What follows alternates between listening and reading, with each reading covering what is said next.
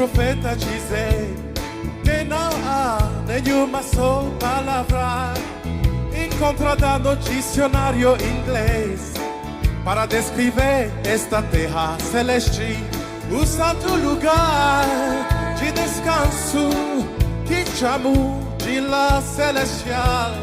Como anelo em meu coração, chega lá e vê como os olhos. Não há palavra, não há nenhuma palavra para descrever qual sublime essa terra que chamou minha. Não há palavra,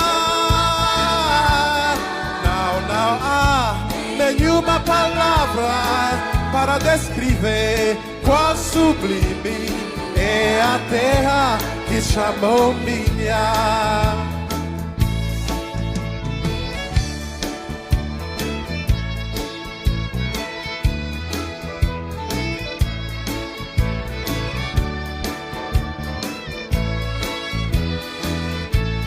Eu tenho visto nas escrituras que eu viverei eternamente.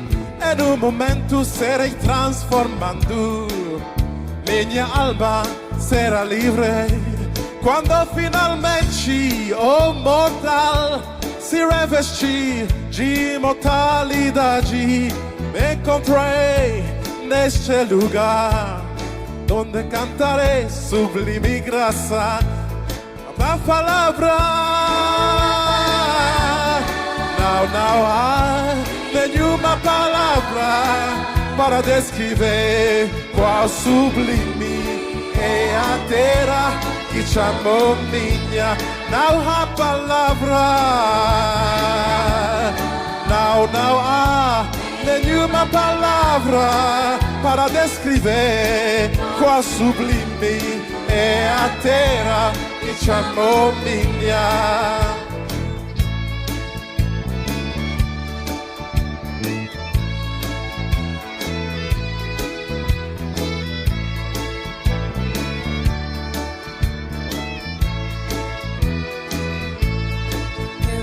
Tido revelação para crer e entender que tão real como estou aqui, este lugar também é real.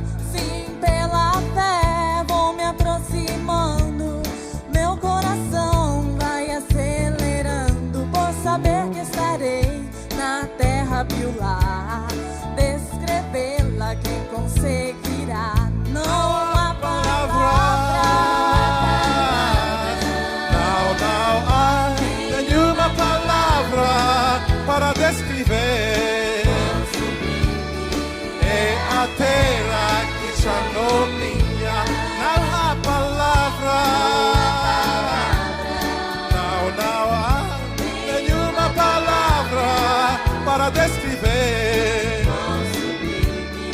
é a terra. Não há palavra,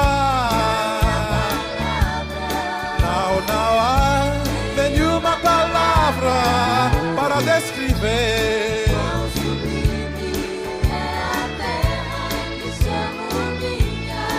I've been told by my prophet that no, there is not a single word found in the English dictionary to describe this land where the Lamb is the light, this holy place of rest that I call my heavenly home.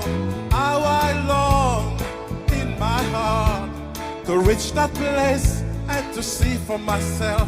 There is no word, no, there is not a single word to describe.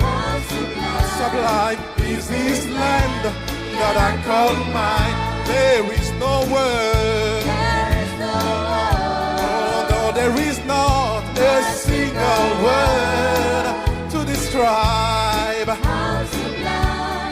is this land that I call mine? Now a palavra, oh, now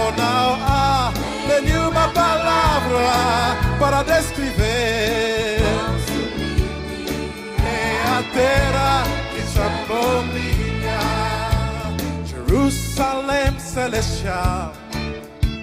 Jerusalém celestial. Jerusalém celestial. É a terra que chamou minha. Jerusalém celestial. Aleluia. Jerusalém celestial. Oh, Jerusalém celestial. É a terra que chamou minha. Oh, Jerusalém celestial. Jerusalém celestial.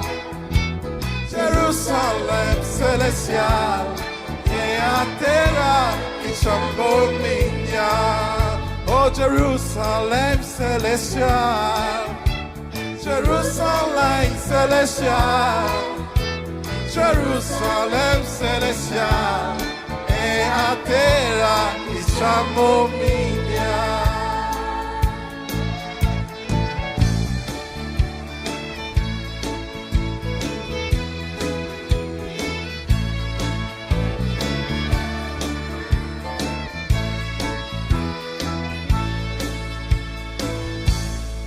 Cumprimento a cada um de vocês em nome de nosso Senhor Jesus Cristo, esperando que se encontram de boa saúde nesta continuação de quarentena, como é do conhecimento de cada um de vocês que o tempo já foi prorrogado e gostaríamos ainda de apelar que continuem a acatar todas as medidas que estão sendo divulgadas e também aproveitar esta oportunidade de podermos fazer tudo o que não foi possível se fazer nesses dias passados. Vamos continuar a usar este tempo condignamente, lermos a palavra de Deus, escutar a voz do sétimo anjo, ensinar os nossos filhos a conhecer a palavra, a conhecer o Senhor, a ter tempo de orar como família, orar com as crianças e encomendando a cada um nas mãos do Senhor e não esquecer orar também ao meu favor. Esta manhã gostaríamos de colocarmos uma introdução sobre a era de Filadélfia. Terminamos com a era de Sardes, que foi realmente uma grande bênção. Só esta manhã queremos continuar ou colocarmos a introdução sobre a era de Filadélfia. Vou ler a partir do livro do Apocalipse 3, versículo 7. E ao anjo da igreja que está em Filadélfia escreve: isto diz o que é santo, o que é verdadeiro, o que tem a chave de Davi, o que abre e ninguém fecha, e fecha e ninguém abre. Bendito seja o nome do Senhor. Eu sei as tuas obras. Eis que diante de ti pus uma porta aberta, e ninguém a pode fechar. Tendo pouca força, guardaste a minha palavra e não negaste o meu nome. Eis que eu farei aos da sinagoga de Satanás, aos que se dizem judeu e não são, mas mentem. Eis que eu farei com que venham e adorem prostrado aos teus pés, e saibam que eu te amo. Como guardaste a palavra da minha paciência, também eu te guardarei na hora da tentação que há de vir sobre todo o mundo, para tentar os que habitam na terra. A quem vencer, eu farei coluna no templo do meu Deus, e ele nunca sairá, e escreverei sobre ele o nome do meu Deus, e o nome da cidade do meu Deus, a Nova Jerusalém, que desce do céu do meu Deus, e também o meu novo nome. Quem tem ouvidos, ouça o que o Espírito diz às igrejas. Como acabei de me referir, esta manhã gostaríamos de colocarmos a introdução sobre a era de Filadélfia. E o profeta diz aqui: Filadélfia ficava 75 milhas ao sudoeste de Sardes. Era a segunda maior cidade da Lídia. Foi edificada sobre diversas colunas num famoso distrito vitivícola. Suas moedas traziam a cabeça de Baco e a figura de uma baquente sacerdotisa de Baco. A população da cidade incluía judeus, cristãos de origem judaica e convertidos dos paganismos. A cidade sofria frequentes terremotos. No entanto, sua duração foi a mais longa das 7 cidades de Apocalipse.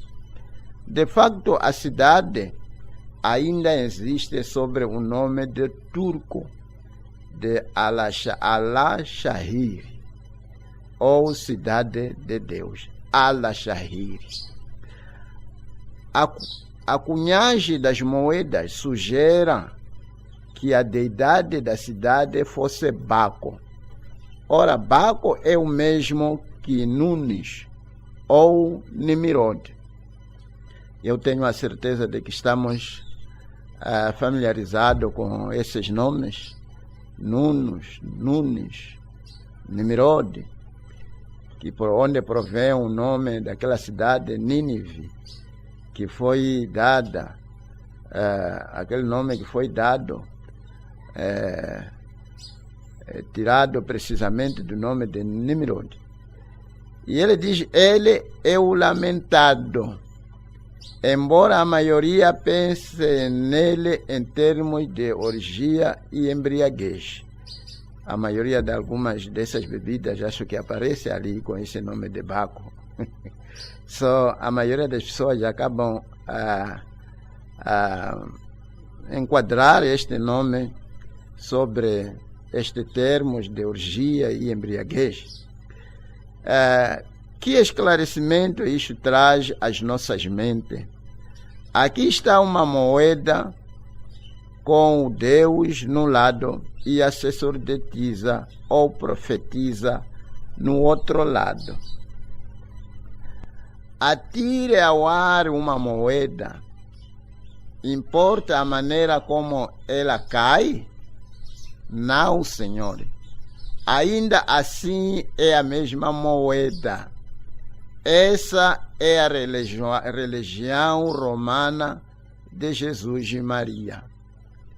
E o profeta dá aqui o exemplo de uma moeda que tinha duas faces. Face aqui de Baco, que é Nimirode, que é Nunes. E outra face trazia a face da profetisa ou sacerdotisa, que é precisamente a religião romana, que é a adoração de Jesus e Maria, como se fosse, como se estivesse na mesma qualidade. Por isso, muitas das vezes, se endereça orações a Maria, se endereça orações a Jesus como se tivesse o mesmo nível, ou como se fosse Maria fosse uma divindade. E é isso que o profeta está a tentar comparar aqui com uma moeda, que quando você atira uma moeda, quando cai, qualquer face que ela cai, ainda continua sendo a mesma moeda. E ele continua dizendo: porém, não estamos pensando somente em Roma. Não há somente a grande prostituta. Certamente que não. Porque ela, através de suas fornicações, tornou-se mãe. Suas filhas agora são moeda da mesma cunhagem. Estamos a falar da denominação e o catolicismo. Estamos a falar da mãe e as filhas. Ali no lado da moeda, eles redirigem uma adoração a Jesus e no outro lado eles têm sua sacerdotisa ou profetisa também. E ela escreve seus credos e dogmas e princípios e vende-os às pessoas em troca de salvação, insistindo que ela e somente ela tem a verdadeira luz. Quão extraordinário é o fato de que esta era, a era de Filadélfia, é caracterizada pela moeda, porque a mãe e as filhas estão todas comprando sua passagem para o céu. Dinheiro e não sangue é o preço da compra. Dinheiro e não o espírito é o poder que os move para frente. Meu Deus. E realmente não deveria ser essas coisas que movem as pessoas. Deveria ser o Espírito Santo nas pessoas para que as pessoas continuem movendo, caminhando.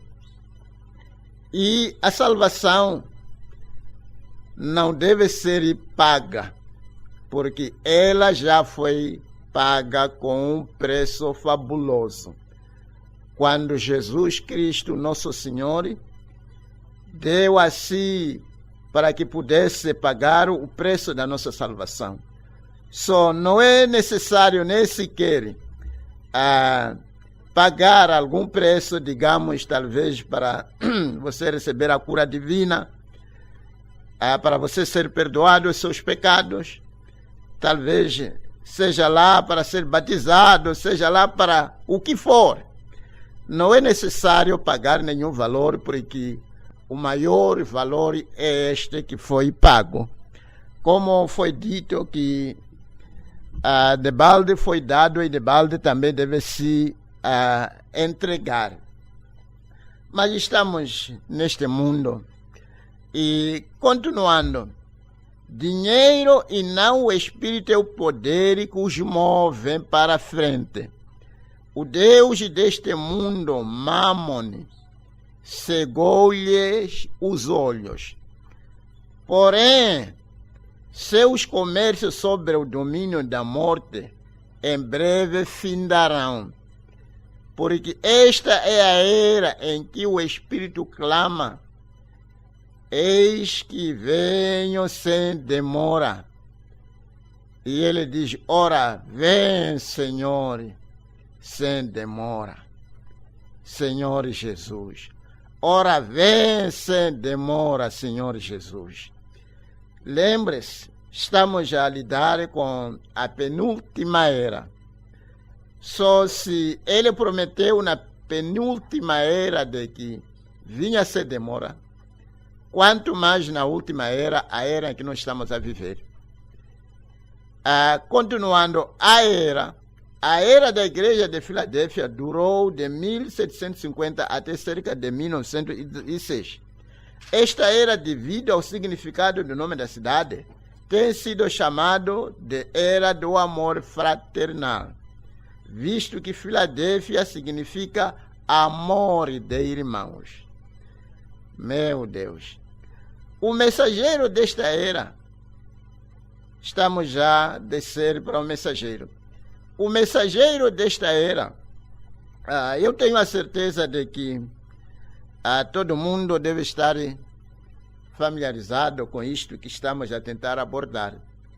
É verdade que é possível que um e outro pode acabar entrando no nosso site e ter que encarar com esta questão e não poderá saber onde começar. Mas a verdade, estamos a lidar aqui com as 7 eras da igreja. Quando Deus deixou de tratar-se com os judeus como a igreja natural, e ele começou a trabalhar com os gentios, que somos nós, como uma igreja espiritual. ele dividiu a igreja gentia em 7 eras. E cada era tem um mensageiro. E já vimos o primeiro mensageiro e a primeira era, o segundo mensageiro e a segunda era, e agora já estamos na 6ª era. Estamos agora entrando na vida do mensageiro da 7ª era. E nós estamos vivendo precisamente na 7ª era, que é a última era da igreja gentia. Agora, já estamos entrando na vida do mensageiro da 6ª era. Por isso, se está escrito aqui, o mensageiro desta era foi, sem dúvida, João Wesley, ou John Wesley. João Wesley nasceu em Epworth, ao 17 de junho de 1703. Foi um dos 19 filhos nascidos de Samuel e Susana Wesley. Seu pai foi capelão na igreja da Inglaterra, porém, é mais do que provável que a conversão religiosa da mente de João,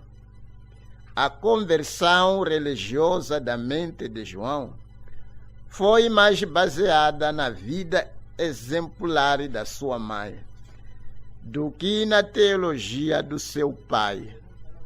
Só João Wesley aqui acabou recebendo uma influência da mãe, que tinha uma religião totalmente diferente, que era uma religião baseada na vida exemplar. João foi um brilhante erudito. Foi enquanto ele estava em Oxford, Universidade, que ele e Carlos tornaram-se parte de um grupo que era espiritualmente exercitado em adorar com base em viver experimentalmente a verdade em lugar de fazer da doutrina o seu padrão. Só chegaram a este ponto esses 2 irmãos de que não queriam simplesmente basear a sua fé, basear o seu destino interno em simplesmente apoiar-se a uma certa doutrina, sem que isso se torne vida nas próprias pessoas. Só eles queriam que aquilo que eles liam pudesse ter uma experiência viva nas suas próprias vidas. Eles redirigiram um guia espiritual de obras, tais como dar aos pobres, visitar os enfermos e os presos. Por isso, eles foram chamados de metodistas e de outros títulos irrisórios.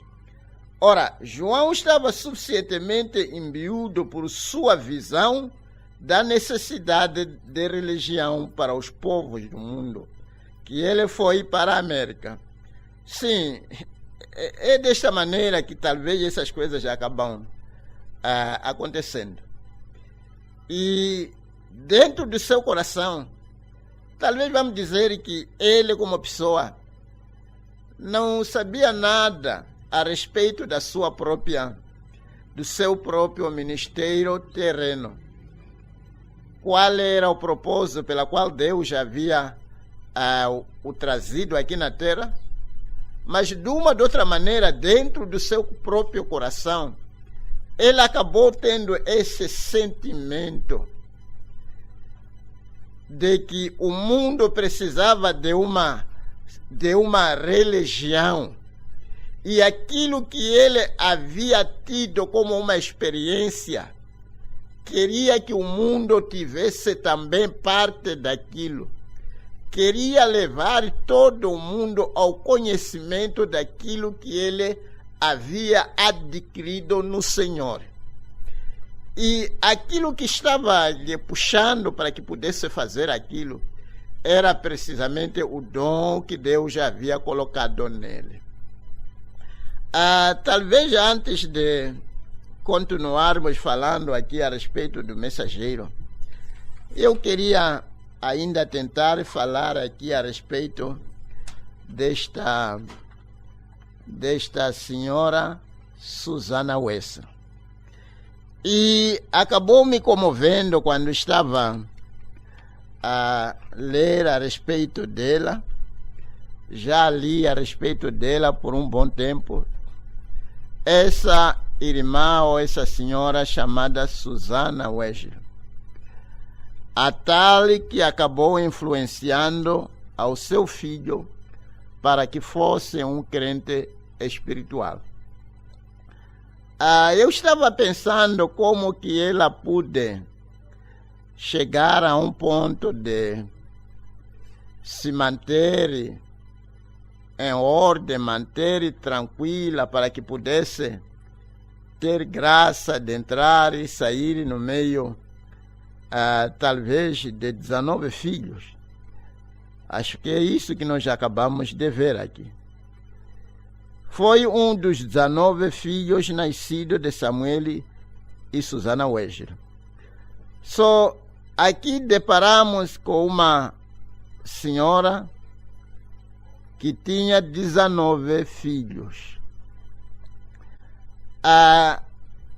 Talvez, mas nós aqui podemos ver que, embora que tinha um número tão elevado de filhos ao seu redor, mas a boa parte aqui é de que ela conseguiu influenciar os seus filhos para que pudessem seguir o caminho do Senhor.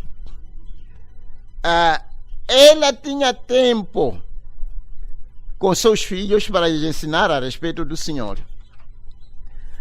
Tinha tempo, talvez, de ler para eles, lhes ensinar o caminho do Senhor, como é que deviam andar, como é que deviam conhecer o Senhor, como é que deviam ler a Bíblia, até que chegou um ponto onde ela influenciou este jovem chamado João Wesley. A maioria das canções que a gente temos, que foram traduzidas de inglês para o resto das línguas, as canções foram precisamente cantadas por João Wesley, seu irmão. Foram irmãos que levaram muita coisa boa, levaram canções que inspiraram o mundo, levaram o que eles já haviam aprendido para o mundo e influenciaram o mundo pela palavra de Deus.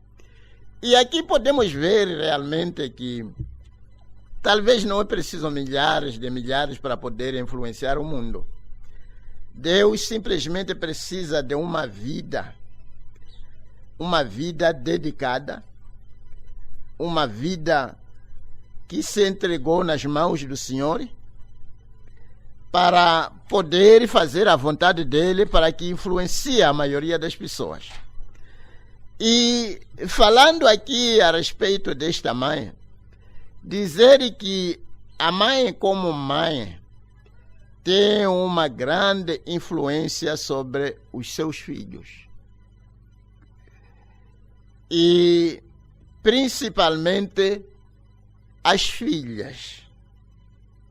A mãe tem uma grande influência.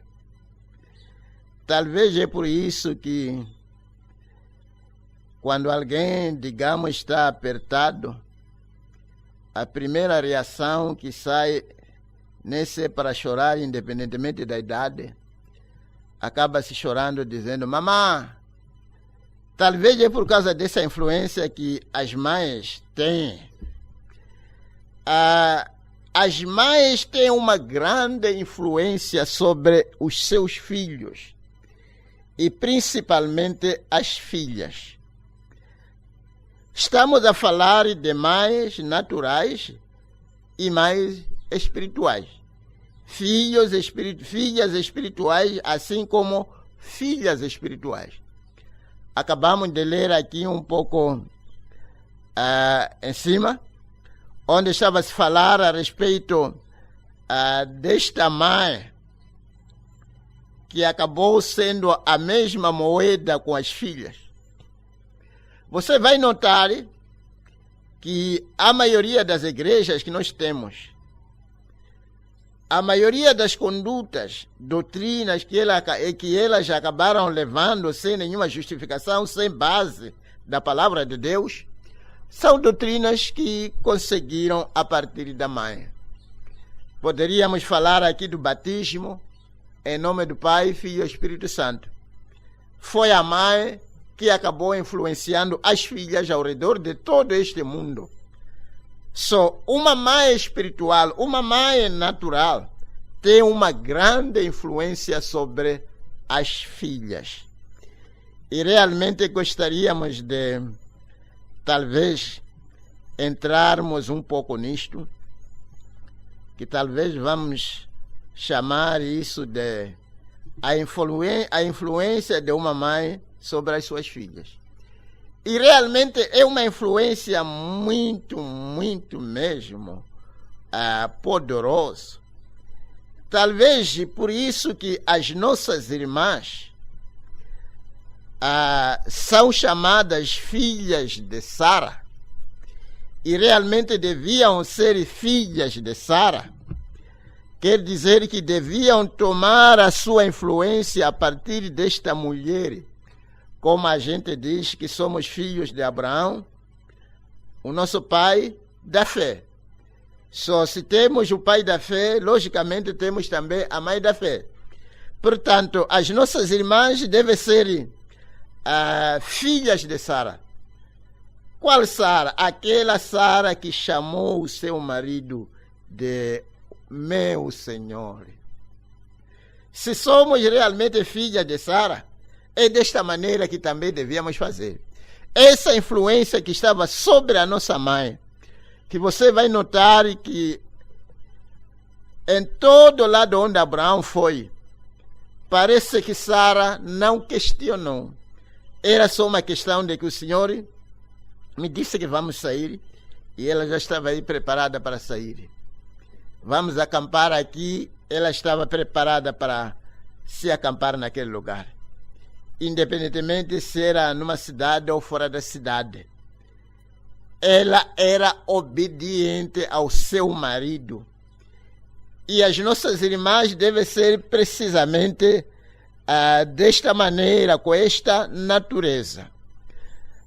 E esta mãe, como acabei de me referir, a mãe de João Wesley, embora que tinha 19 filhos, mas tinha um tempo de lhes ensinar sobre Deus. Com esta prorrogação de estado de emergência, é uma oportunidade que talvez, quem sabe, possivelmente podemos não vir ter uma oportunidade como esta. Só vamos fazer desta oportunidade uso condigno de ensinar os nossos filhos, ensinar as nossas filhas a termos tempo de orar com eles, orar para eles, e lhes ensinar isto, lhes ensinar aquilo, assim sucessivamente. Sim, veja Sara como ela era, pude até influenciar a vida de Agar, que talvez diríamos que era uma empregada ou uma escrava. Mas desde que estava embaixo das suas portas, automaticamente Sara era obrigada para com ela. Tinha que ensinar também o caminho do Senhor. Você vai notar que ela já tinha noção de Deus.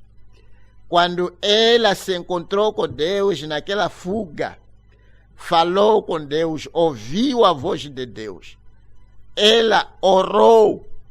Tudo isso havia aprendido com a sua patroa, porque estava sobre uma influência muito positiva. E você vai notar, isto aqui é muito, muito importante. Vai notar que realmente se uma menina acaba a cair nas mãos de uma irmã ou dona da casa temente a Deus, ela vai começar a influenciar aquela criada, de tal modo que ela vai começar a conhecer o Senhor, vai aprender a respeito da palavra de Deus, vai se tornar uma irmã também boa como ela é. É exatamente o que Sara fez, acabou influenciando a vida, acabou influenciando a vida de Agar, porque ela fazia parte da sua própria casa, da sua própria congregação. Ela tinha que aprender a respeito de Deus desde que ainda estava naquela casa. Ela tinha um tempo bem dividido. Imagina, estamos a falar aqui de Susana Weger. Para ter tempo para ensinar os seus filhos, certamente tinha que ter um tempo bem dividido. Não era só pega-pega em casa, que aquilo que aparece é só fazer. Mas tinha um determinado tempo bem dividido, que a partir das tantas até as tantas eu estarei a fazer isso e aquilo. Não é só aquilo que vem, aquilo que vai, mas ter um tempo bem dividido, ter o seu tempo para orar, ter tempo para ler, ter tempo para ensinar os seus filhos. E quando você determina para dividir o seu tempo, você tem que ser escravo daquilo que você determinou para fazer. Não dizer que, não, isso sou eu que aloquei este tempo, portanto posso fazer e desfazer. Logo que você alocar o seu tempo para uma determinada coisa a se fazer naquele tempo, tenha a certeza de que chegou aquele tempo, você está sentado, está a ler. Chegou aquele tempo, você está sentado, está a ensinar os seus filhos. Chegou aquele tempo, você está a orar. Dividir o seu tempo condignamente e usar aquele tempo como deve ser usado. Por isso a Bíblia diz que devemos redimir o nosso tempo, porque tempo é muito importante. Eu até estava a pensar a respeito desta ansiedade que todo mundo tem. Oxalá que o estado de emergência pudesse terminar. As pessoas sentem que queremos estar livre. Mas livre para fazer o que mesmo? Há quem diz, não tenho tempo de ir aos bares, portanto, gostaria que pudéssemos ser libertos para eu ir beber. Nós, como cristãos, devemos ter motivos certos que justificam realmente a intervenção divina. Este tempo em que talvez aqueles que desperdiçaram a oportunidade de assistir a alguns cultos, em que as pessoas deviam se acertar e dizer, Senhor, se houver mais uma chance para eu ir à casa de Deus, eu realmente não poderei faltar mais. Se houver mais uma chance em que posso ir e testificar nos mercados sem esta proibição em que nós temos, e eu estarei pronto para fazer isso. Teremos um motivo que justifica que realmente o término do estado de emergência. Porque há quem tem chave para abrir e quando abre, ninguém fecha. Fechando, ninguém abre. Deus é Deus, ainda tem tudo sob o seu controle. Se Ele quiser que durante este tempo que vai vigorar a partir do fim deste mês, março até junho, se ele quiser, ele pode abrir a porta, ele tem a chave. Podemos voltar à normalidade, depende dele, não depende de nós. As coisas acabam levantando e a gente não saber os porquês, mas Deus conhece os porquês de tudo. Só se as pessoas têm motivo correto, motivo certo, acaba justificar, acaba dar razão para que possamos voltar à normalidade. Mas já quem está a dizer, oxalá que pudéssemos voltar à normalidade, porque quero fazer isto, quero fazer aquilo. E se você leva essas coisas que estão a ser mencionadas, são coisas que não têm nada a ver com a palavra de Deus. Enquanto que seria um momento em que as pessoas deviam ter motivos corretos para que Deus pudesse nos trazer de volta à normalidade. Sim, ainda estou a continuar com esta mãe aqui. Porque isto foi muito bonito. Certamente ela tinha um tempinho em que podia colocar a sua casa em ordem. Para ter um tempo de sentar na mesa, ao redor da mesa com seus filhos, para lhes ensinar a respeito da palavra, é porque a sua casa estava em ordem. A sua pequena cozinha estava em ordem. A sala também estava em ordem. Os quartos também estavam em ordem. Tudo em ordem, tudo limpo, é quando pode se sentar com seus filhos e começar a lhes ensinar a respeito do Senhor.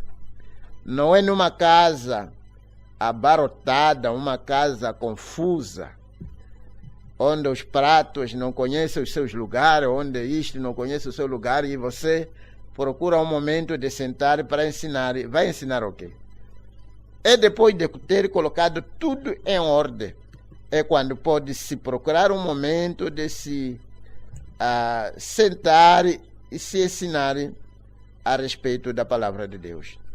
E uma das coisas que acabou aqui me cativando foi precisamente da maneira como ela podia conseguir se manter serena e quieta no meio de 19 filhos.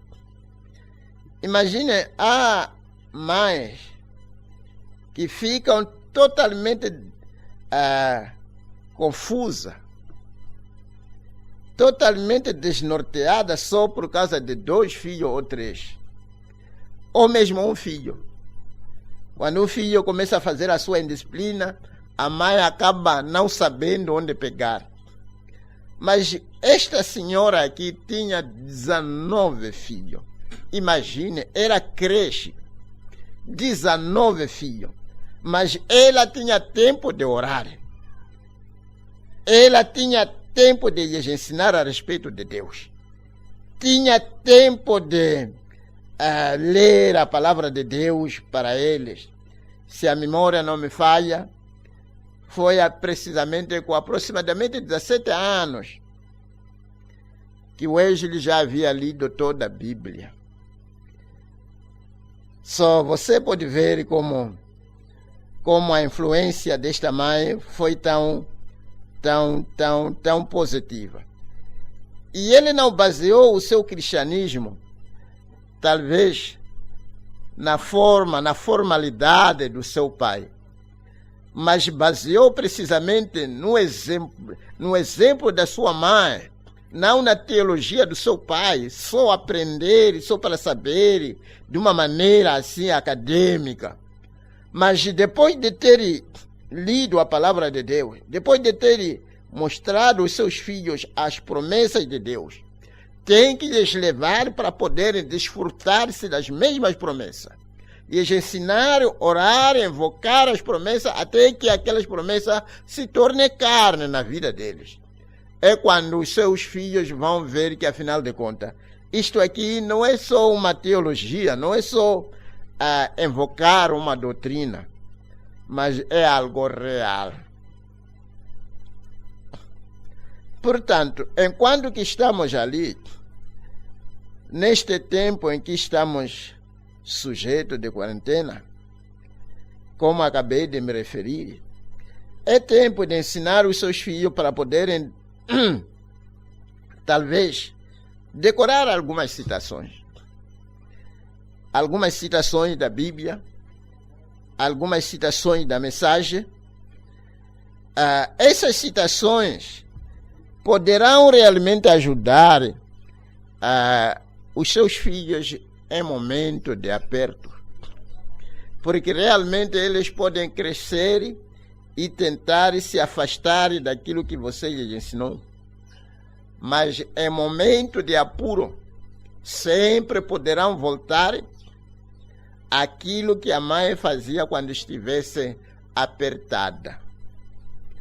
O que ela fazia, qual era o auxílio dela, onde ela recorria. Você poderá ver que os seus filhos voltarão também à mesma recorrência. Sim, eu estava ouvindo aqui, como acabei de me referir, que é o momento em que devemos ensinar os nossos filhos, decorar algumas citações, ali nos Salmos, nas outras escrituras, assim como nas mensagens. Essas citações vão ser muito importantes no momento em que eles estiverem talvez aperto. Eu queria ler aqui uma escritura que acabei gostando. Ouvi um pregador que estava a ler a respeito desta escritura e acabei gostando, que se encontra no livro de Isaías 43. Deus falando aqui a respeito de Israel, o seu escolhido, daquela igreja natural. E nós somos escolhidos da igreja espiritual, chamado no meio dos demais gentios, no meio dos demais descrentes, para sermos um povo peculiar, um povo santo, um povo que é regido pela palavra de Deus, um povo que toma a palavra de Deus como o seu absoluto. Eu estava pensando a respeito deste assunto, tomar a palavra de Deus como o seu absoluto, o seu amém,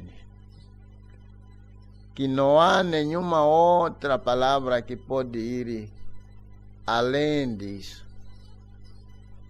Apanhou a palavra de Deus, é o seu absoluto total, é o seu repouso. Venha o que vier, vá o que for, você está ancorado naquilo que a palavra de Deus diz. Eu comecei a pensar a respeito disso. Por isso, talvez somos chamados de crente, porque cremos na palavra de Deus, independentemente. Vou dar um exemplo aqui. Digamos que você foi visitar o médico diz: essa doença aqui você não tem como recuperar-se dela. Isto aqui vai lhe levar. É verdade que é o que o médico disse. Mas como crente você deve voltar e olhar na palavra de Deus o que Deus também disse. E eu sou o Senhor que curo todas as suas enfermidades. Qual é a palavra que você vai levar como o seu absoluto? É a palavra do médico ou a palavra de Deus? Vai confiar na palavra do homem? Porque nós sabemos que a maioria dos nossos médicos são muito limitados. É verdade que eles ajudam a natureza, mas eles também são homens. Eu já trabalhei com muitos médicos, visitando-lhes, fazendo algumas consultas. Eu acabei de descobrir que aqueles homens mesmo são cercados de muitas limitações. Muito limitados. Não é de se admirar, estávamos a ler um assunto ali, de alguém que estava a falar a respeito desta pandemia, esta praga que acabou assolando todo mundo. E ele dizia que todo mundo foi colocado na balança e achado em falta. Os médicos foram colocados na balança, foram achados em falta. Os cientistas, todos os sábios deste mundo, como os sábios que estavam na Babilônia, que não puderam interpretar aquela situação que estava aí patente e o rei estava aí tremendo, batendo seu joelho. E ninguém tinha resposta. E todos aqueles foram colocados na balança e foram achados sem falta. É o que este mundo... Às vezes Deus costuma permitir essas coisas para fazer com que o homem saiba que você ainda é homem. Você é homem, barro. É muito limitado. Às vezes pensamos que sabemos, mas a verdade é de que o homem deve reconhecer que ele precisa sempre de Deus, porque ele, como pessoa, não sabe como ele imagina que sabe. Estava a escutar este pregador citando o livro de Isaías. Acabei gostando que talvez possa... Estou a trazer isto aqui simplesmente como acabei de me referir, e que seria melhor levar aos seus filhos e ensinar para citar algumas escrituras, decorar algumas passagens da Bíblia, algumas passagens da mensagem, em que talvez, no momento de apuro, digamos, talvez você ensina ao seu filho que bem-aventurado é o varão que confia no Senhor, porque ele nunca será desamparado. Está a ver? Aquele filho sempre, quando estiver em apuro, a sua mente voltará a esta fonte e vai apanhar descanso. O Senhor é o meu pastor, nada me faltará. É momento de necessidade. Ele poderá voltar a essa escritura, a esta fonte, e poderá beber das beneficências do Senhor. Sim, deixa eu citar essa escritura como acabei de me referir. Esse irmão estava a ler a partir do versículo 1, onde diz: mas agora assim diz o Senhor que te criou, ó Jacó, e que te formou, ó Israel. Não temas, porque eu te remi, chamei-te pelo teu nome, tu és meu. Não estamos a falar aqui simplesmente, talvez, de Jacó. Estamos a falar de qualquer pessoa que Deus tenha chamado. Qualquer crente que Deus tenha chamado do mundo para si. Esta é a promessa que Deus tem para qualquer pessoa que Ele chama, que Ele chamará. Como Deus nos vê. E ele continua dizendo: quando passares pelas águas, estarei contigo. E quando pelos rios, eles não te submergirão. Está a ver? Você poderá passar através das águas, mas você não vai afogar. E é exatamente o que Deus já havia feito para Israel, para o seu escolhido. E é o que ele continua fazendo para seus escolhidos. Desde que você é um homem, uma mulher que confia no Senhor de todo o seu coração. É verdade que você poderá passar através das águas, mas a verdade é de que você não vai afundar. Bendito seja o nome do Senhor. Quando passares pelo fogo, não te queimará, nem a chama ardente arderá em ti. Essas são promessas para um crente verdadeiro. Aquele que tomou uma decisão de tomar o Senhor como o seu absoluto. Que tomou a decisão de tomar o Senhor como a sua lâmpada. E você não tem onde pisar se a lâmpada não alumiar e mostrar que pisa-se desta maneira, pisa aqui. Qualquer um que poder confiar em Deus, que poder confiar na palavra de Deus. E ele continua: passarás pelo fogo. Não quer dizer que você não passará pelo fogo. Muitas das vezes acabamos falhando ali, pensando que quando você entra numa tentação quer dizer que Deus já lhe desamparou. Não. Deus pode permitir que você passe através das águas, mas dentro daquelas águas Ele estará com você. Ele pode permitir que você passe através pelo fogo. Ele pode permitir que você passe através pelo fogo, mas dentro daquele fogo, como Ele fez com Shadraque, Mechaque e Abednego, Ele estará precisamente ali com você. Nem a chama ardente te queimará. Porque eu, o Senhor, teu Deus, o Santo de Israel, o teu Salvador. Porque eu sou o Senhor, teu Deus, o Santo de Israel, o teu Salvador. Dei o Egito por o teu resgate, e a Etiópia e Sebe por ti. Está vendo o amor que Deus tem, que podia entregar nações por causa dos seus escolhidos. Irmão, um escolhido é uma pessoa muito especial nos olhos de Deus. Deus pode dar multidões e multidões de pessoas para perecer a seu favor. Estamos a dizer que Ele te ama de tal modo que Ele nunca vai lhe desamparar desde que você confie nele de todo o seu coração. Consulte a Ele em tudo. Entregue a Ele tudo que você queira fazer. Procure saber como é que o Senhor gostaria que eu fizesse, lidasse com este assunto, resolvesse este problema. Se você depara-se com entrocamentos na vida, entregue nas mãos do Senhor para Ele te mostrar qual é o caminho a tomar. Meu Deus, enquanto foste precioso aos meus olhos, também foste glorificado, e eu te amei, pelo que dei os homens por ti, os povos pela tua alma.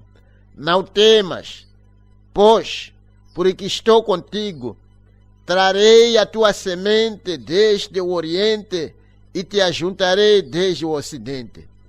Direi ao Norte, dá e o Sul, não retenha, trazei os meus filhos de longe e as minhas filhas nas extremidades da terra. Sim, talvez alguém podia só ter que ver no sentido natural, mas também tem o seu sentido espiritual. O chamamento dos povos de Deus de todos os 4 cantos do mundo. É indispensável que você leve os seus filhos para conhecer as Escrituras, porque são elas que poderão lhes segurar em momento de apuro, em momento de tentação, em momento em que estão apertados nesta vida, esta vida de muitas tentações. E talvez ainda continuando com este pensamento de uma mãe, a influência de uma mãe sobre as suas filhas. Uma verdadeira mãe ou uma verdadeira esposa é realmente uma grande bênção para os filhos, uma grande bênção para o próprio marido. Eu estava a pensar como Moisés foi salvo pela sua esposa, quando o anjo de Deus havia já desabanhado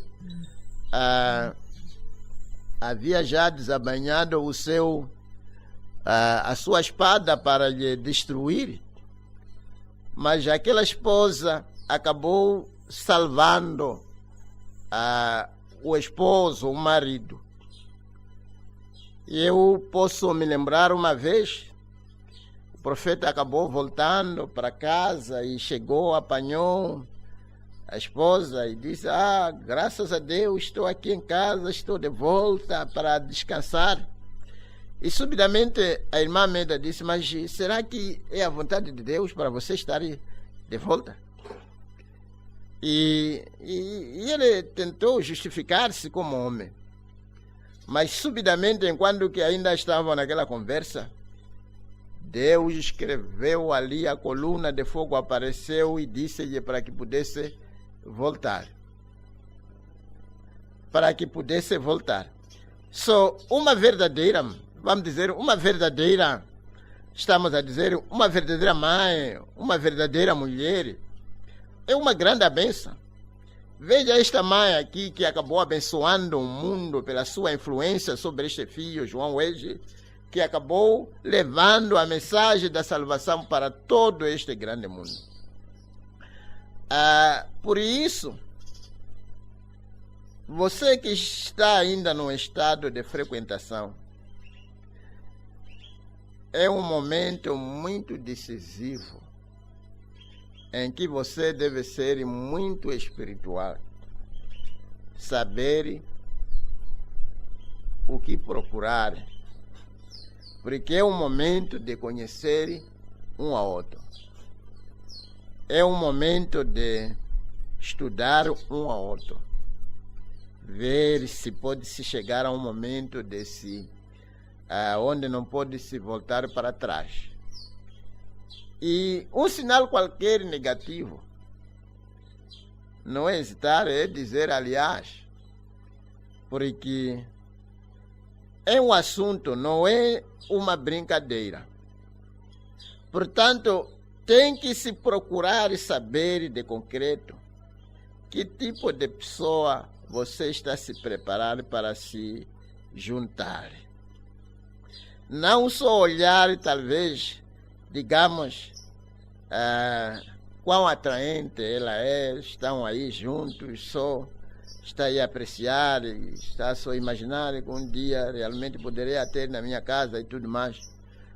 É bom, mas essa parte não é o que é mais importante. Tem que procurar saber, tem que ainda ter ideia de que tipo de pessoa você está a lidar. Que tipo, porque o que ela é vai trazer uma grande influência sobre os seus filhos. Tipo de marido que você vai se casar com ele vai trazer uma grande influência sobre os seus filhos. Tipo de mulher que você vai se casar com ela vai trazer uma grande influência também sobre os seus filhos. É muito importante ter a certeza de que você está aí pelo caráter.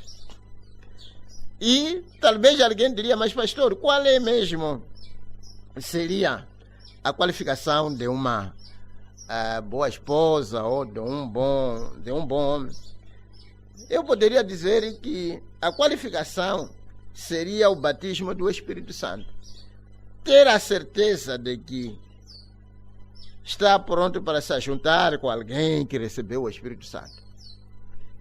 Pelo contrário, estaremos a falar mesmo de duas pessoas que estão remando em direções diferentes na mesma moedia. Esse está a remar para este lado, esse está a remar para este lado. Vai ser uma confusão total. Só tenha a certeza de que você, se você realmente a ama, e vai descobrir que ela talvez ainda não recebeu o Espírito Santo, ajuda. Peça que talvez possa se orar, jejuar, ler, até que alguma coisa aconteça. Porque certamente, sempre que você casar com uma mulher, com um homem cheio do Espírito Santo, as coisas sempre irão bem. As coisas podem custar, mas de uma ou de outra maneira vai se acertar. Porque dentro de cada coração há um guia, que é o Espírito Santo, o mesmo guia. De uma ou de outra maneira remarão em mesma direção. Porque Casar como casar, dizer a verdade, não é assim brincadeira como as pessoas acham. Quando não é só casar duas pessoas que estão ali, como pessoa e como figura. Casar é casar duas aparências. Levar essa aparência, é casar duas naturezas. Levar esta natureza e juntar. E não só, é casar muita coisa. Quando as pessoas estão ali, digamos, estão a namorar, ninguém diz nada. Alguém pode ter muita coisa que as pessoas podem ter. Casar é casar duas doenças. Você traz suas doenças familiares, aquele também traz suas doenças familiares. E casa essas duas doenças vão se manifestar em vossos filhos. Casamento é uma coisa mesmo que deve se parar e pensar e orar e pedir a liderança do Senhor.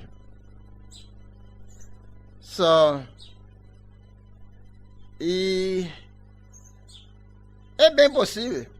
Pode se casar mesmo com uma feiticeira. Bem mesmo. E você diz, mas pastor, é verdade que alguém pode se casar com uma feiticeira enquanto está na igreja? É possível. É bem possível, depende. Alguém pode ter, talvez, crescido com avô, que era feiticeiro ou feiticeira, ou a própria mãe. É desta maneira como essas coisas são, como deve saber, essas coisas são passadas de uma pessoa para outra. Por que feitiçaria não acaba? Porque essas coisas são perpetuadas. Dar essa pessoa recebe, essa vai dar aquele, vai dar sucessivamente. Da mesma maneira que o mundo hoje está nessa condição em que está, confinados todos nós. Por quê? Estamos a tratar aqui com uma doença que é passada de uma pessoa para outra. A maioria das coisas que nós temos neste mundo é também desta maneira, passada de uma pessoa para outra. Que seja algo errado ou que seja algo bom. Estamos a falar aqui de um mensageiro, João Égio, um homem que recebeu uma influência divina como um mensageiro de Deus para aquela era.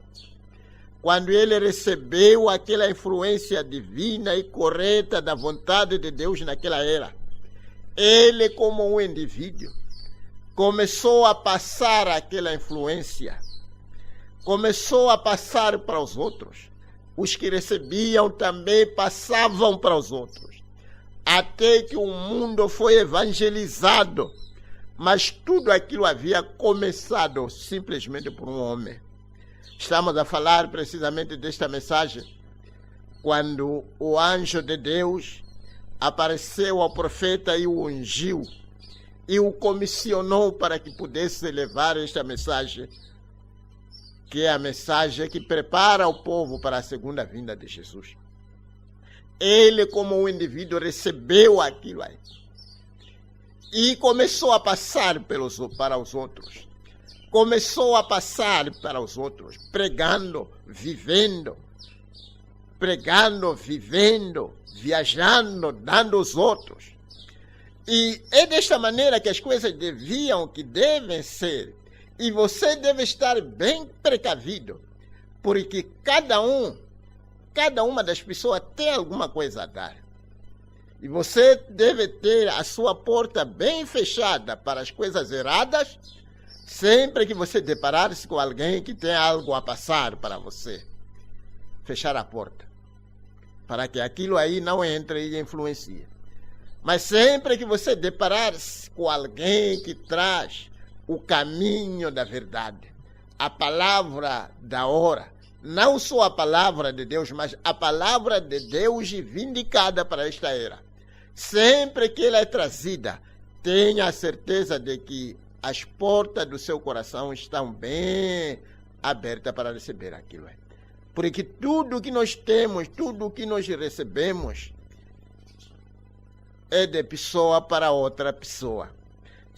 É bem possível, você pode mesmo se casar com alguma feiticeira que vem na igreja, ou que vinha, ou que vem na igreja, melhor dizendo.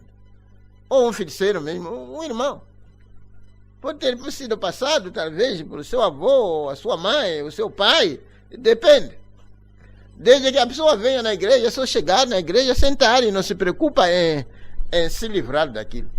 Ele vai continuar daquela maneira. Vai continuar mesmo, bem mesmo.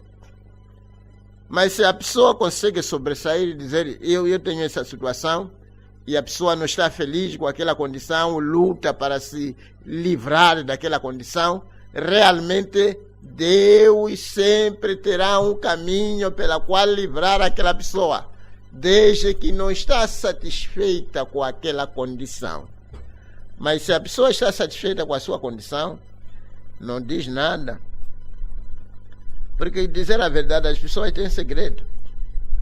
As pessoas hoje que talvez se casaram com feiticeiros e feiticeiras, ninguém sabia. Mas como é que aconteceu isso? As pessoas têm segredo. E as pessoas não dizem quando não estão como que desapontadas com aquelas situações. Mas se alguém, independentemente em que condição você se encontra, independentemente o que foi colocado em você ao longo da vida, que seja através dos seus familiares, que seja através de colegas, que seja mesmo a influência que você apanhou na escola, ou vizinho, seja lá o que for.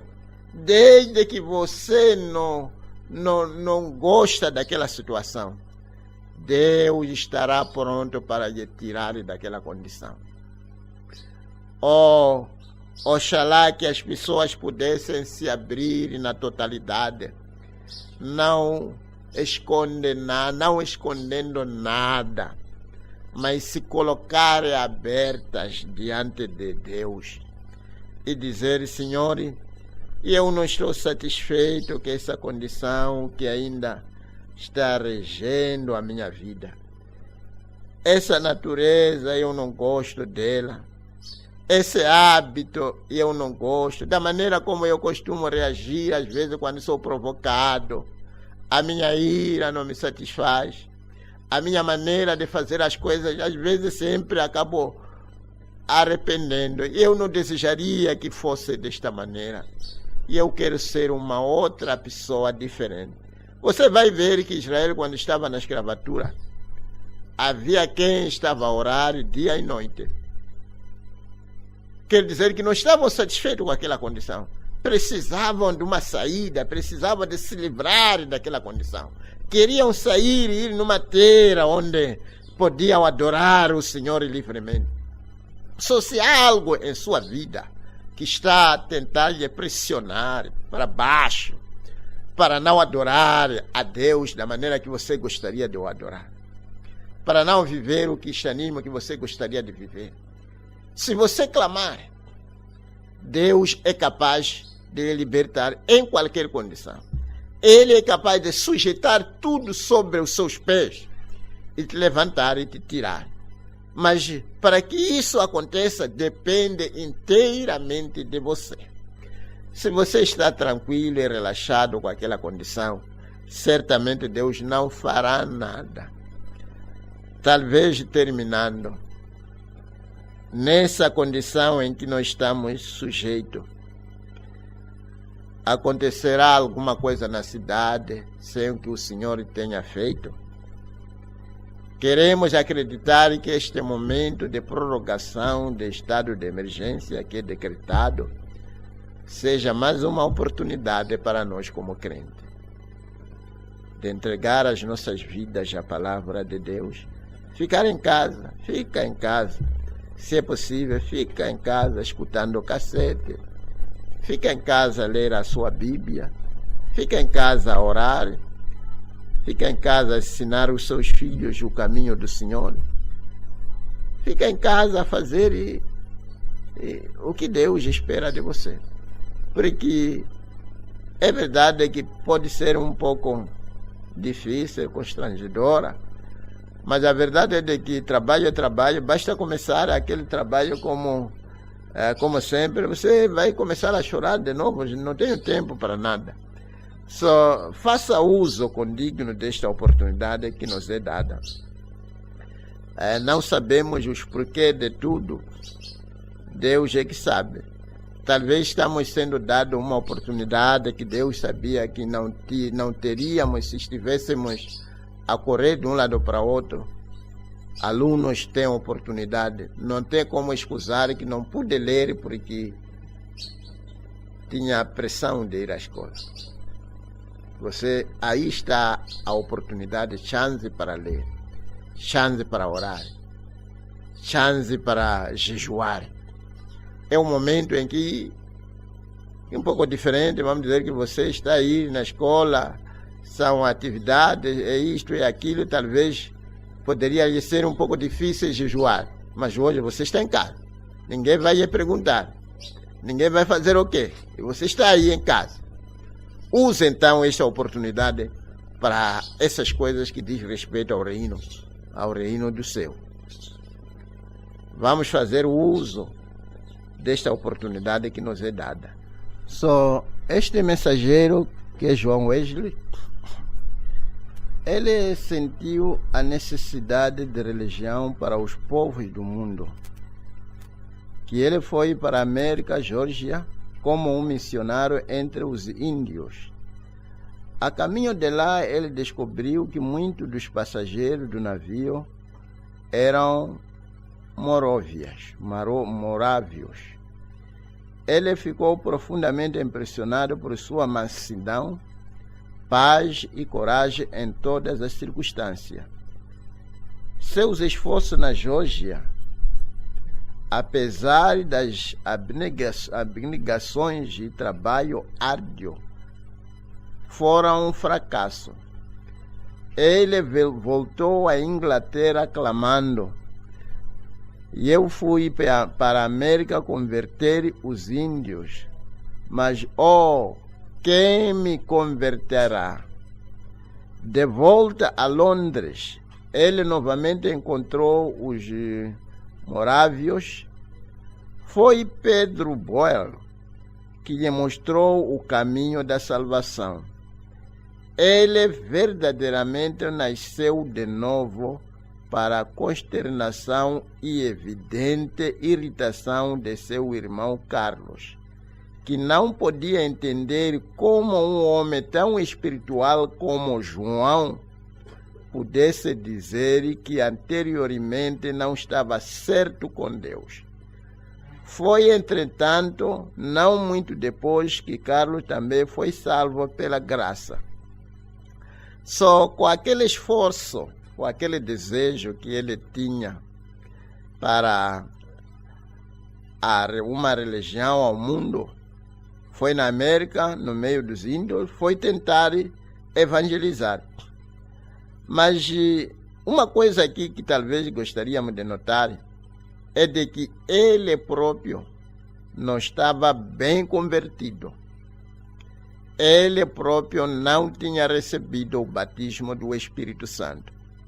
Mas com aquele desejo no seu coração, queria ainda ajudar algumas pessoas para se converter. E não estava salvo. Era um religioso. Ia na igreja, até já tinha se tornado aqui um missionário. É bem possível que alguém possa aprender a religião, possa ser batizado, mas não tenha ainda recebido o Espírito Santo. É aqui onde, às vezes, tem um dos maiores perigos de engano. É aqui onde Judas Iscariote se encontrava. Ele era chamado irmão, até confiado para as finanças da igreja de Jesus, mas ele ainda não tinha recebido o Espírito Santo. É exatamente o que aconteceu com João Wesley. Enquanto que a melhor maneira para fazer um bom trabalho para o Senhor é você, em primeiro lugar, se converter. Receber o batismo do Espírito Santo antes de se interessar, antes de lutar e tentar levar alguém para a salvação. Porque se você não está bem convertido, ainda não foi nascido de novo, não recebeu o Espírito Santo, só poderá levar as pessoas até onde você se encontra. Mas se você já foi batizado com o Espírito Santo, vai ajudar as pessoas para que chegue também a este ponto. Foi, entretanto, não muito depois disso, que Carlos, que era o seu irmão, quando viu o seu irmão a dizer que agora eu já sou um cristão, vamos dizer talvez alguém que estava nas denominações, e quando chega de ver a mensagem e é convertido, recebe o Espírito Santo, as pessoas ficam como que surpresa, você já era membro da igreja, você foi nascido na igreja, porque alguém pode ser nascido na igreja e não estar convertido. Até alguém pode ser um missionário, pode ser padre, pode ser pastor, pode ser profeta, mas ainda não nasceu de novo de acordo com as escrituras. É aqui onde Wesley se encontrava. Continuando, Wesley então começou a pregar o evangelho naqueles púlpitos em Londres, aos quais ele tinha acesso anteriormente, mas logo eles o expulsaram. Foi nesta ocasião que seu velho amigo George Whitefield lhe foi útil, pois convidou João a vir ajudá-lo a pregar nos campos onde milhares estavam dando ouvidos à palavra. Inicialmente, Wesley duvidou que pudesse pregar ao ar livre em lugar de um edifício. Porém, quando ele viu as multidões e viu a operação do evangelho no poder do Espírito, ele voltou-se de todo o coração a tal pregação. A obra logo assumiu tais proporções que ele começou a mandar numerosos leigos para pregar a palavra. Isto parecia um paralelo ao Pentecoste, onde o Espírito levantou homens com poder para pregar e ensinar a palavra quase que da noite para o dia. Houve violenta oposição ao seu trabalho, porém Deus estava com ele.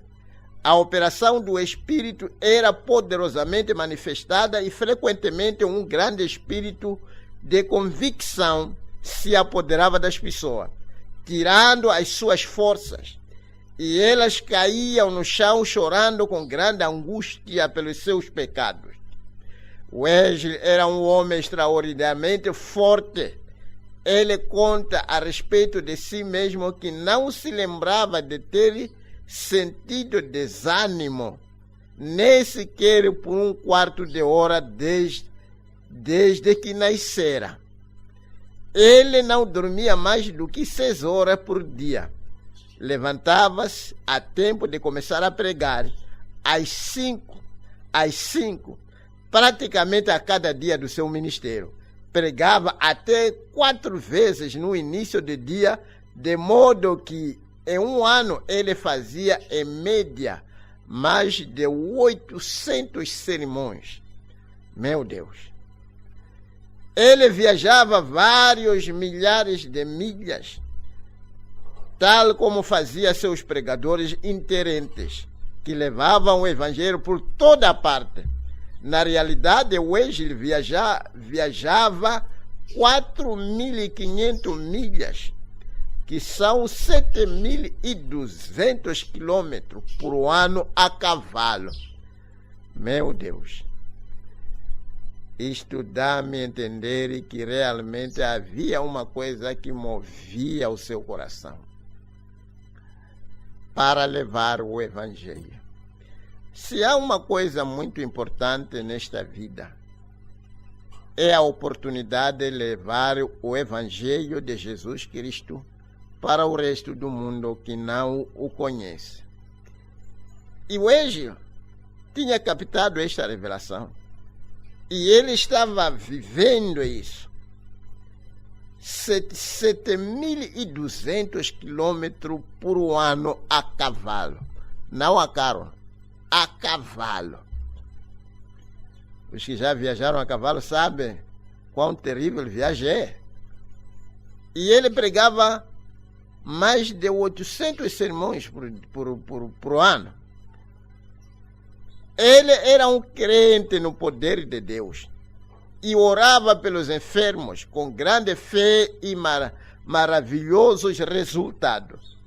Deus respondia às suas orações. E como o profeta acabou colocando, eu lembro uma vez alguém acabou chegando, falando com o profeta, e queria saber se Deus podia responder às orações de qualquer um. E o profeta diz que Deus pode responder à oração de qualquer um. Foi precisamente na quarta-feira que acabei, depois de termos já uma pequena entrevista, uma irmã acabou aparecendo. E na entrevista acabei procurando saber, no ano passado ela havia me aproximado e tinha problemas de lepra, já tinha indícios, feridas, e a lepra já estava tomando conta dela, e tratando-se de uma doença familiar, o pai sofre também de lepra. Só ela veio e acabou pedindo oração. Fizemos uma oração e quando lhe perguntei ontem, ela disse que não tinha indício, não tinha, aquelas feridas acabaram desaparecendo. Só o mesmo Deus que sempre respondeu às orações, ainda continua respondendo às orações, desde que alguém confie naquilo que ele prometeu para fazer. Muitas de suas reuniões receberam a manifestação dos dons espirituais. Wesley não era a favor da organização. Seus associados, sim, tinham uma sociedade unida, que era uma companhia de homens, tendo aparência de piedade e buscava a eficácia dela, unidos a fim de orar junto para receber a palavra de exortação e para cuidar um dos outros em amor, de forma a poder ajudar uns aos outros a operar sua salvação. O único requisito dos que entrava era que devia ser dos que tinham desejo de fugir da ira futura e ser salvo de seus pecados. À medida que o tempo passou, eles formularam um conjunto religioso de regras a serem usadas na autodisciplina para o bem de suas almas. Wesley reconheceu que, após a sua morte, o movimento poderia ser organizado e o Espírito de Deus deixá-lo de uma forma morta. É o que aconteceu. Certa vez ele comentou que não temia que o nome metodista deixasse a terra, mas que o Espírito pudesse alçar seu voo. E realmente é isso que aconteceu. Temos a Igreja Metodista, hoje conhecida ao nível mundial, mas a verdade, veja como o fundador diz aqui, o Espírito pudesse alçar o seu voo. E realmente o Espírito alçou o seu voo. Já temos uma denominação. Durante a sua vida, ele poderia ter adquirido vasta riqueza, mas não o fez. Seu dito favorito sobre o assunto de dinheiro era: consiga tudo o que puder, poupe tudo o que puder e dê tudo o que puder. Só era o lema que eles usavam acerca do dinheiro. Consiga tudo o que puder, poupe tudo o que puder e dê tudo o que puder. Quão estranho seria para Wesley voltar e ver a denominação que leva o nome de metodista hoje. Eles são ricos, imensamente ricos, porém está faltando a vida e o poder de João Wesley. Oh, que Deus possa nos ajudar. Também deve ser mencionado que Wesley nunca desejou edificar uma obra sobre uma base denominacional ou sectária. Embora fosse um armeniano em suas crenças, ele não queria separar-se dos irmãos por motivo de doutrina. Ele foi um bom candidato para Tiago. ele baseou sua vida interna em fé e obras. Baseou a sua vida interna em fé e obras. Ou seja, o viver a vida. Em vez de simplesmente aceitar um credo ou uma declaração doutrinária. João Wesley morreu com a idade de 88 anos. 88 anos, tendo servido a Deus, como poucos homens se atreveriam até mesmo pensar que pudesse. Que Deus possa abençoar a cada um de vocês. E que talvez alguém possa dizer, Senhor, aquele que pude ajudar esta mulher, Susana, de continuar serena e tranquila no meio de 19 crianças. Eu às vezes fico tão atrapalhada com esta minha pequena casa. Não consigo controlar isso, não consigo controlar um filho, nem 2 filhos, ou 3. Senhor, me ajuda para ser uma mãe como aquela que ensinou os seus filhos o temor do Senhor. Porque a mãe é uma pregadora em casa. Os seus filhos, os seus criados e criadas, essa é a sua congregação que você deve trazer. Deus colocou esses filhos sobre a sua responsabilidade. É a sua congregação.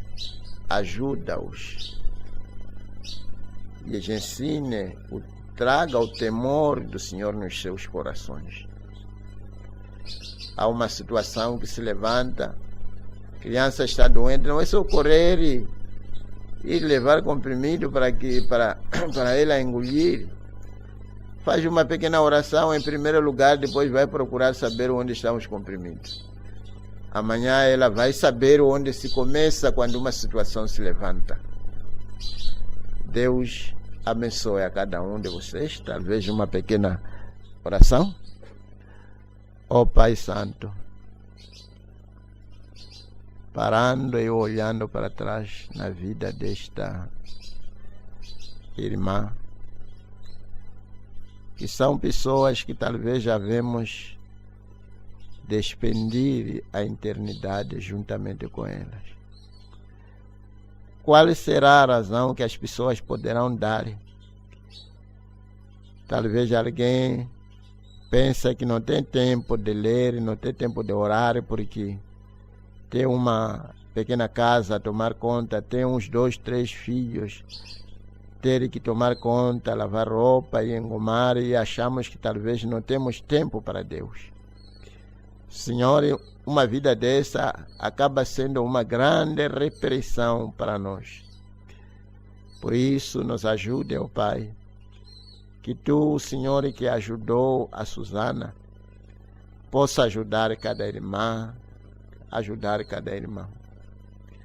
Possamos realmente ser filhos de Abraão, que as nossas irmãs possam ser filhas de Sara, aquela que se manteve ao lado do seu marido, independentemente.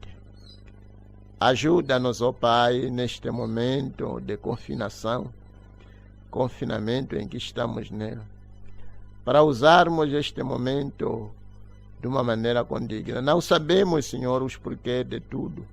Talvez está nos dar uma folga para melhor e nos preparar. Ajuda-nos, ó Pai. O Senhor sabe onde colocar a Tua mão nas nossas vidas, como nos como nos trazer a um ponto de fazer a Sua vontade.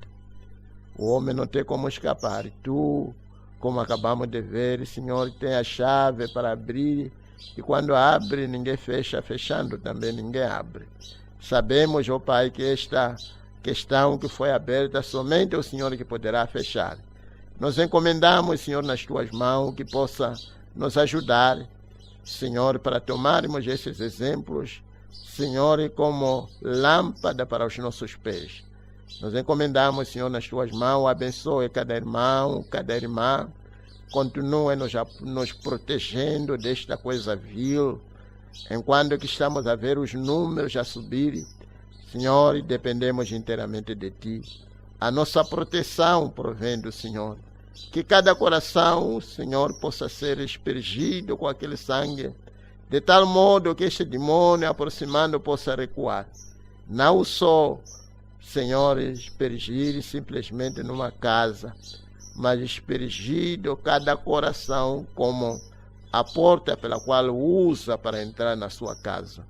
Senhor, encomendamos este momento nas Tuas mãos, que seja conosco, Pai. Abençoe, Senhor, cada irmão, os irmãos espalhados ao redor deste Moçambique grande. Cada um que professa essa mensagem seja amparado, seja abençoado, seja usado, seja preparado para o arrebatamento. Não sabemos até quando, mas queremos estar preparados. Por isso nos encomendamos nas Tuas mãos neste momento, como barro diante do olheiro. Em nome do Senhor Jesus Cristo, para a Tua glória te pedimos. Amém.